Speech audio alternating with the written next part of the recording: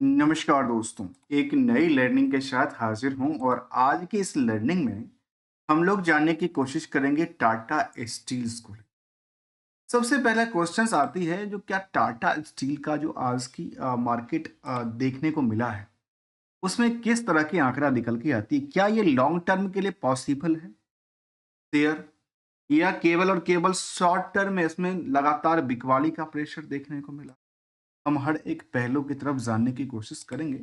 इनकी chart graph हमने पिछले 5 सालों का लिया तो समझ में आया कि कंपनी अच्छी खासी रैली क्रिएट किया और बीच में बिकवाली का प्रेशर भी देखने को मिला था। मैं कोई भी इंडिकेटर्स की बात बिल्कुल ही नहीं करने वाला हूं, केवल और केवल हम मार्केट की ट्रेंड को चर्चा करेंगे।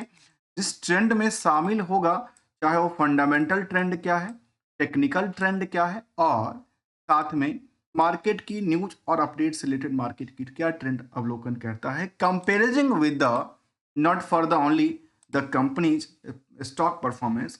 इसको कंपेयर परफॉर्मेंस लेवल पे भी करेंगे, जिसमें कि जीएसडब्ल्यू होगा, जिंदल स्टील्स होगा, स्टील सेल की बात करेंगे, और बीएससी के जो मेन सेंसेक्स पार्ट्स है उसको भी देखने की कोशिश करेंगे। साथ में जो इस सेगमेंट की स्टील सेगमेंट की इंडेक्सेशन पार्ट है स्टील्स, उसको भी जानने की कोशिश करें।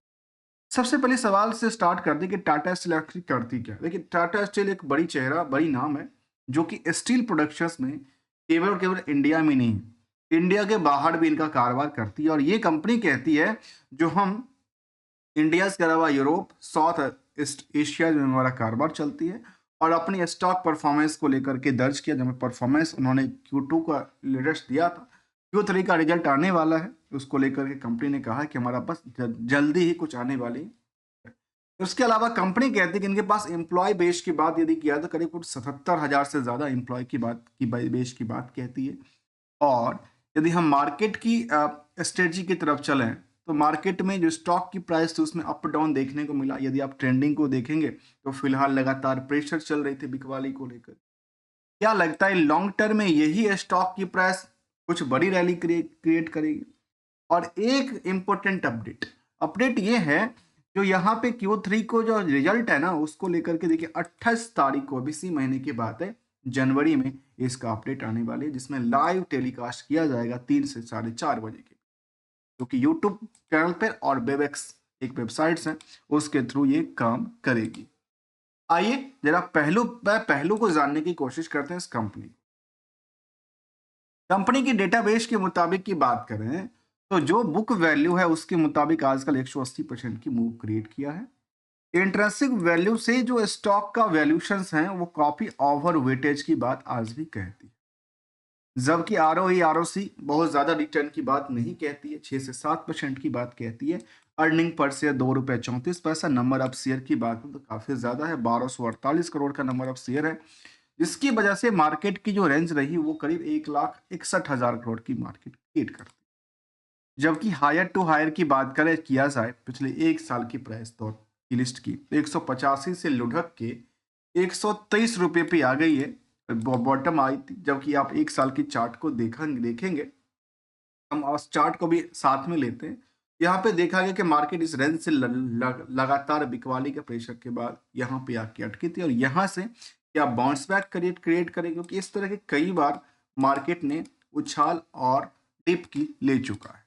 इसका भी हम लोग देखेंगे कि रिजल्ट का एक्सपेक्टेशंस कैसा रहने वाला है इस कंपनी को लेकर के, जहां पे प्रमोटर के पास केवल 33% की होल्डिंग है, अर्थात टाटा सन्स के पास, और डिविडेंड पेइंग कंपनी रही है हमेशा से। और आजकल कहते हैं ना, एक अच्छी स्टॉक एक न्यूनतम लेवल पे देखने को मिलता है, और रिजल्ट नहीं आया तो इन पार्टों को देखने की कोशिश करेंगे, जहां debt to equity, current ratio की नंबर, नेट इनकम मार्जिन काफी कम दर्ज करती है, outstanding part of the market, profit के बेसिस पे आउटस्टैंडिंग का पार्ट्स इन द मार्केट क्या कहता है, क्या आंकड़ा देती है। कंपनी 1907 में स्थापित हुई थी।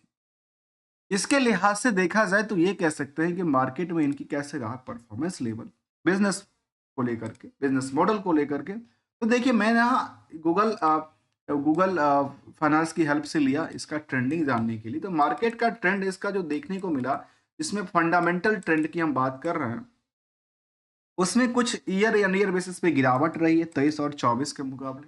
23 में 24 में 23 के मुकाबले यदि बात किया जाए, वैसे ही क्वार्टरली डेटाबेस इसका भी उसी डायरेक्शन से दर्ज करती दिखी, इस हिसाब से ईयरली डेटाबेस दर्ज करती दिखी।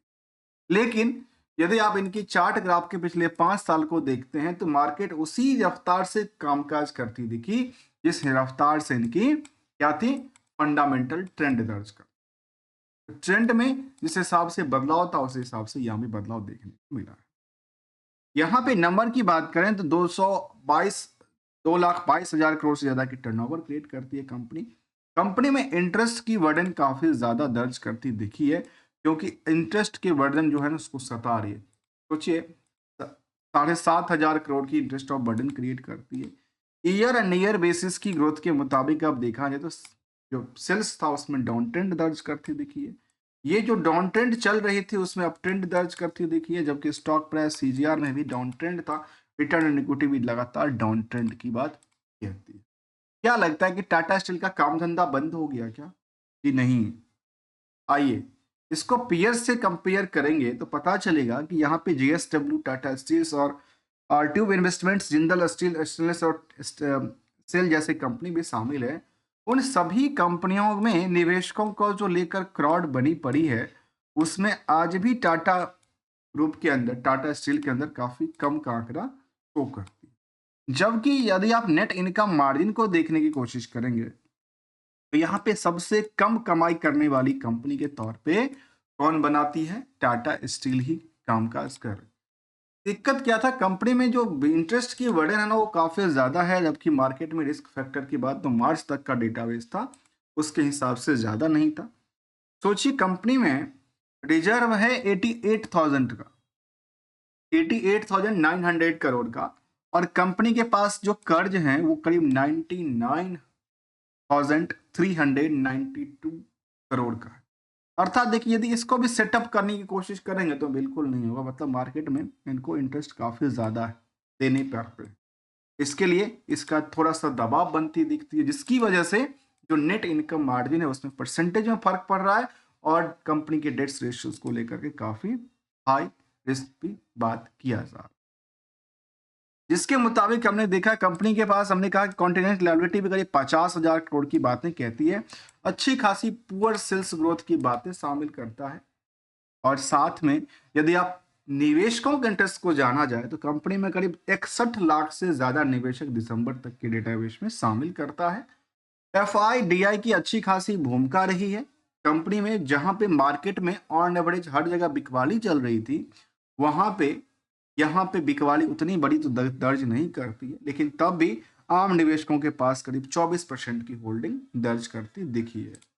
ये कुछ डेटाबेस था जहां 61 लाख से ज्यादा निवेशकों का इंटरेस्ट जुड़ा हुआ है।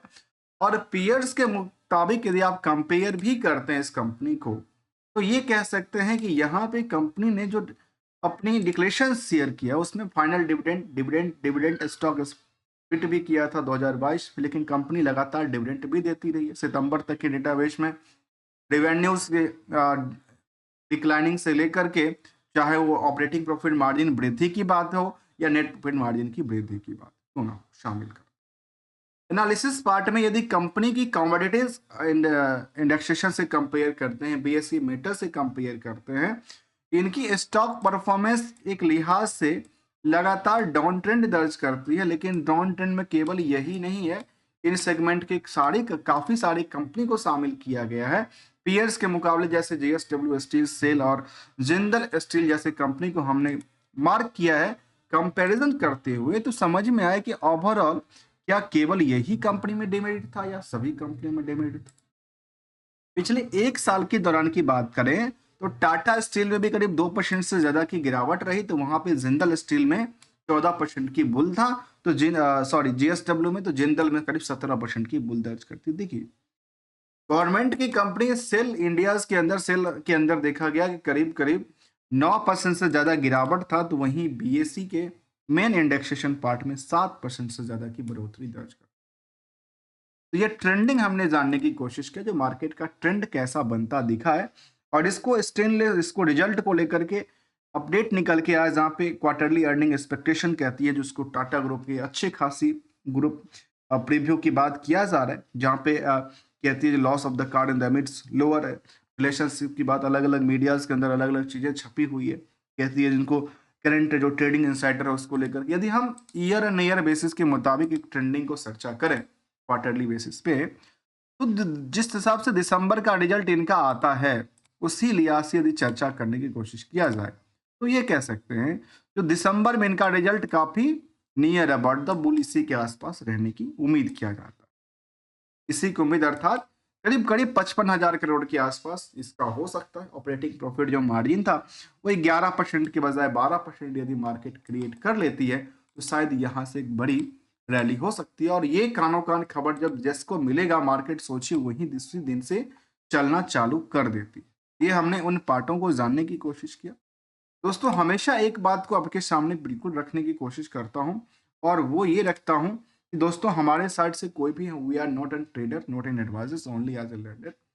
Support for better learning, understanding and awareness parts only. यदि आप ज्वाइन भी कर सकते हैं और सब्सक्राइब बटन को क्लिक भी कर सकते हैं। लेकिन सिंगल सी गोल्डन रूल क्या कहता है मार्केट को, जिसमें खुद की एक डिसिप्लिन मेंटेन होना चाहिए और होता है तो मार्केट में आप स्टेबल कर सकते हैं।